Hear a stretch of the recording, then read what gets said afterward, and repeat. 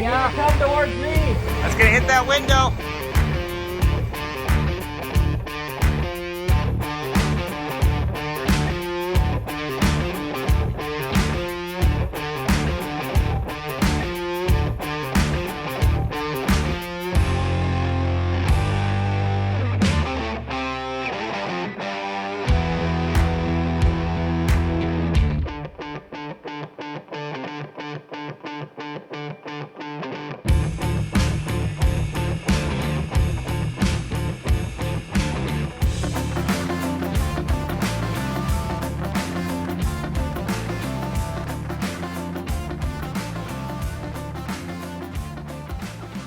You guys remember those beams that we went and had fabricated and drilled, and then I went out and put wood on them so that they're kind of covered on both sides? They're right there, and they are going in the house. Two of them will parallel this hallway. Even though this really isn't a hallway, they parallel each other right here, and then the last one will go out there. And because they're so heavy and we're to the point where their lift doesn't get out far enough or really have the balance and power to get up to here, they brought in a crane. So we are going to crane those pigs up and set them right in place.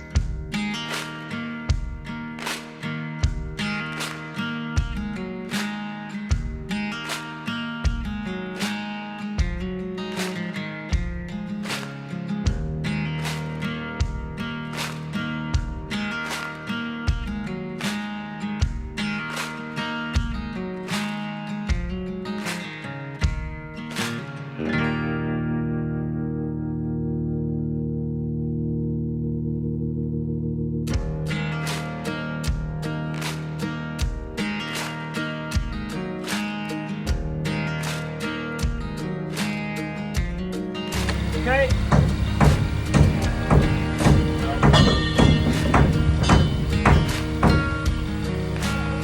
Yeah, come towards me. 1, 2, 3. There it is. Down. Yeah.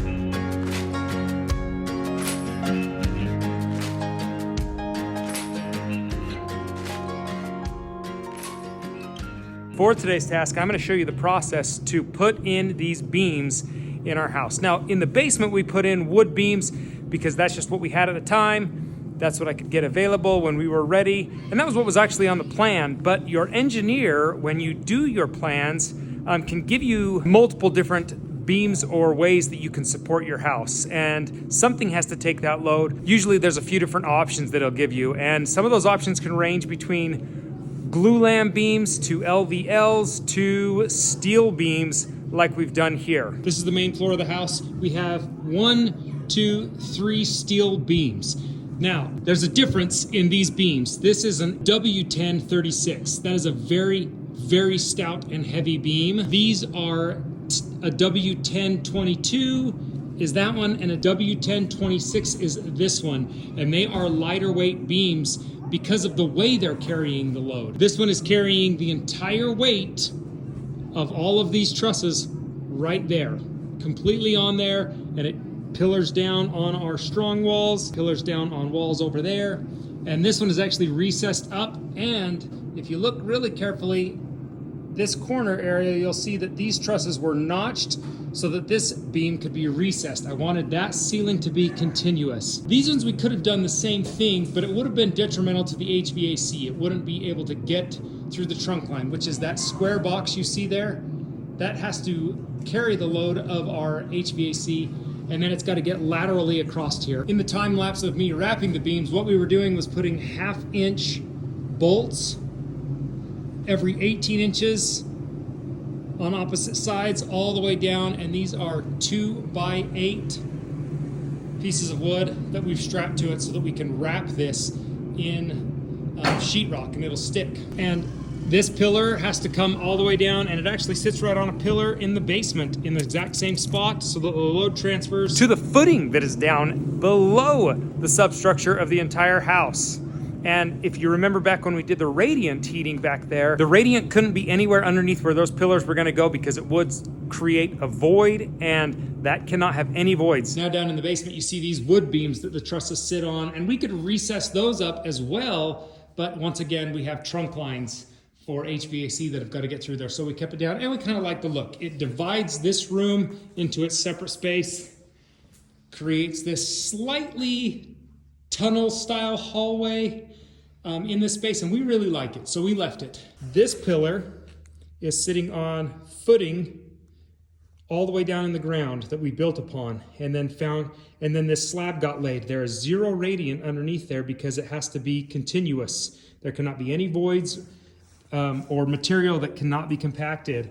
And so it's solid all the way up this pillar, holding these 2 beams, that's a huge load. But then if you notice, we actually take the pillar all the way up to the floor, and the pillar upstairs sits on top of that. Initially, this beam was gonna be one continuous beam. It was gonna sit on top of this pillar, which would have been fine, but we would have still had to have filled the gap from the top of the beams to the floorboards. And that's what you call squash blocking. And right here on top of our Simpson strong wall is a good example of it. The strong wall comes up, it hits our top plates, but then we need continuous support for these strong walls to take effect, and they're actually bolted together, but there has to be squash blocking, meaning the load has somewhere to go all the way down because it's such a heavy load all the way down. So since we've done that, that pillar is fully load transferred all the way down. I have been talking for a long time, and this is what I just want to show you as one last section of wrapping our beams and getting them set. Is when we